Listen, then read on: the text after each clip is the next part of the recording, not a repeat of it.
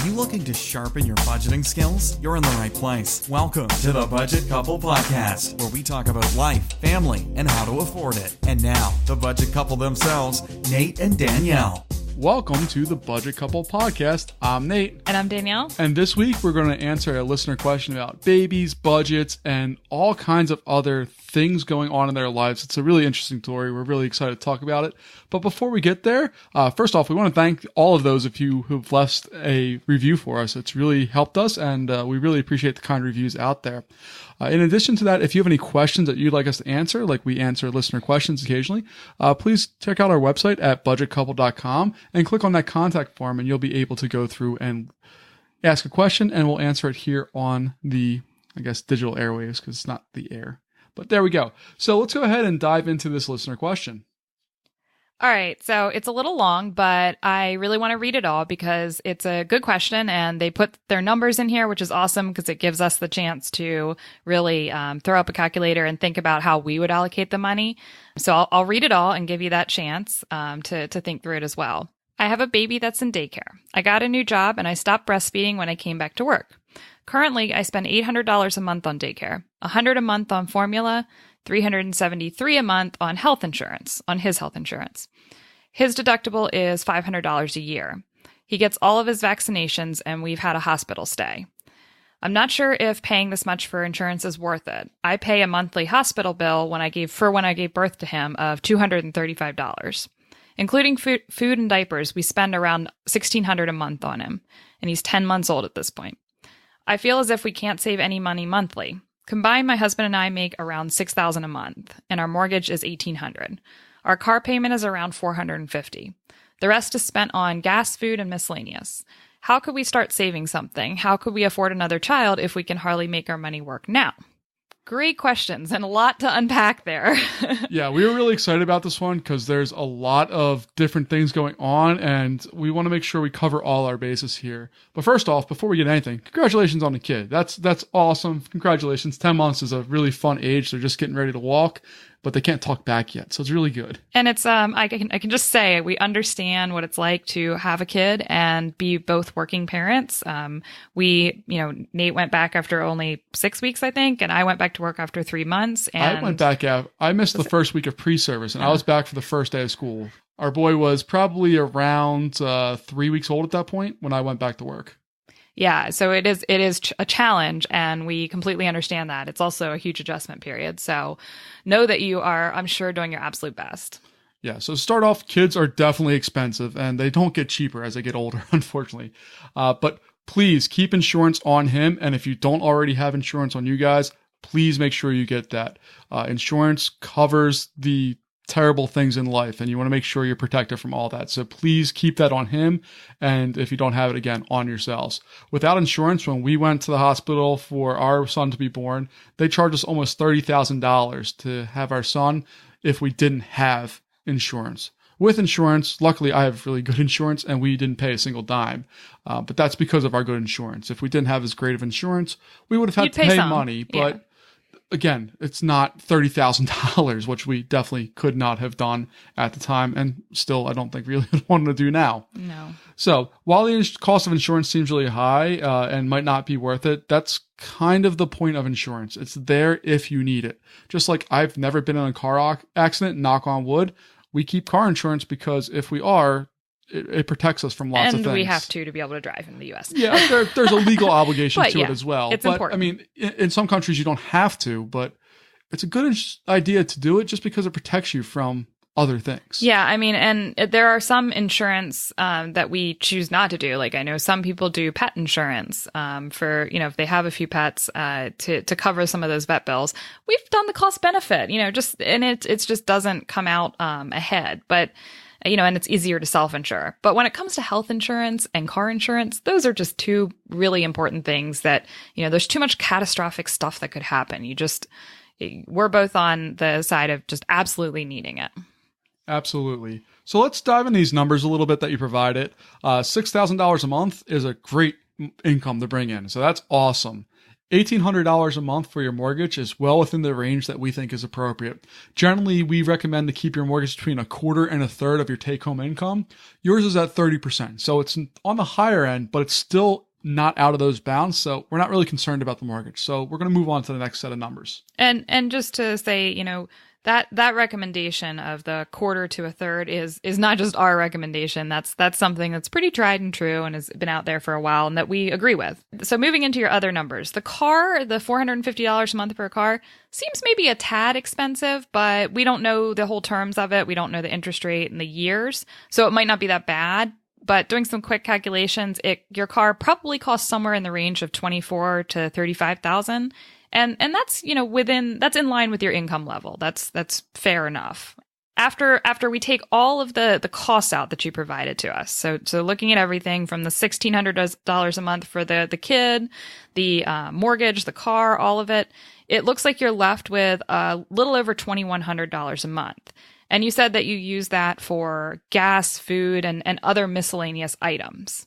So our first question to you would be, how detailed is your budget when it comes to that $2,100? Where are you allocating that money to? Do you have a budget for that? So, do you have your bills laid out? Do you have your wants, your needs? Is there a place that you can maybe scale back a little bit and pull some of that money out to start the savings? And specifically, how much a month do you spend on food? How much do you spend on gas? How much do you spend on that miscellaneous category? Because that is a very bad catch-all if you're not careful. We've been very guilty of that in the past. So really what we're asking is, do you know where all $2,100 of that money is going? Because if we don't know where it's at, that's where we have to start uncovering some things. Because we found when we don't track money, things go just disappear, and then we have a very hard time to do it. And we've had those situations, like we've had a couple months where we've just done a bad job and we've come out and we're like, oh my God, why do we not have what we thought we were going to have at the end of the month? And it just takes us time to, usually it's Nate's fault. It's almost always my fault. That's 100% true. But yeah, we have to go back through and, we'll pull up the credit cards and we'll pull up statements and we're like, where is this going? And did we not write it down the budget? And so, we always have to check ourselves. But yeah, one of our big issues has been having too big of a miscellaneous budget where that's a lot of money to just have one category for. You need to break that up into multiple categories. Right. So what we're going to suggest is to start off by writing any money you spend that is not associated with the car, the mortgage, or your kid. It seems like you have a good handle on the car and the mortgage because you have to. And then it also seems like you have a decent handle on the kid because you're able to come up with an exact number on that. So we have those covered. But what we want to do is kind of figure out where the rest of that money's going. So you're going to do that for about a month, maybe two, and gather up all that data. So you know exactly what you're spending each month on each of those categories, or at least you can go through and start categorizing your money. Do you go out to eat a lot? Do you buy stuff online a lot? Or do you guys just kind of sit at home and rent a lot of movies or buy a lot of music? There's lots of different ways you can spend money. It doesn't have to be entertainment. You can have subscriptions that you don't need, that you don't use. So we're really trying to go through and figure out where you spend the money, and then you're going to categorize them into basic things. Our general recommendation is to start off with what you need to spend and what you want to spend. So needs fall under your electricity, water, insurance, cell phones, internet, those type of things. Whereas wants go into going out to eat, Netflix, all those type of things where they're great to have, and Netflix being $13 a month doesn't seem like a big deal. If you have a lot of subscriptions, though, they do add up. But it adds up. And that's kind of what the thing is. It's not really like death by one major cost. It's death by 1,000 cuts, because it always comes up. And if you keep doing stuff, it will knock your budget down very quickly. Yeah. So, I mean, it all just goes to goals. And we've had several podcasts where we talk about goals. But, if your goal is to start saving each month rather than breaking even, and your goal is to have another kid in the near future, then you need to think about how much you need to save. So let's say you do the math and you're like, we need to save $500 a month for the next year to either build a crash fund or to start building a car payment or something, whatever it may be. Think about your goal, think about how much you might need for it, and then figure out what you reasonably can do for your monthly savings goal. So, say you really want to save $500 a month. Well, you have that $2,100 that you're working with. So see if you can pull out $500 a month, maybe even take that out before you start spending at the beginning of the month or something.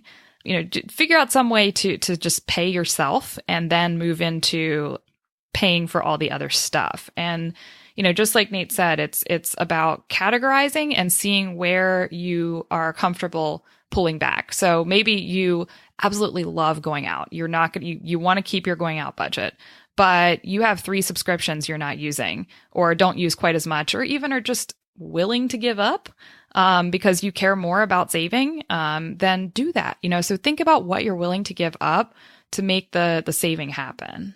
Absolutely. And it's really all about just finding where your money goes and what you're willing to cut to reach your goals. That's something that's always worked for us. We reference back to our goals all the time. And basically, if something doesn't align with the goals we have, we don't do it. And that's not because we're cheap. It's not because we don't want to do things. It's because we decided as a couple that there's things that we'd rather do than whatever is the short-term gain. So long-term stuff is more important for us. So we'd like to invest into that long-term. Look, we just went to Hadestown, which, by the way, amazing play on Broadway. Love it. And I desperately, desperately want to go back. But we're really struggling because it's a lot of money. And do we want to put several $100s into that? Is it in our goals? So, that sort of thing is really challenging. You sometimes have to not do something in order to meet your goals, even though you want to. So. Absolutely. It's all about prioritizing and figuring out what you really want and when you really want to do them. So it really comes down to that.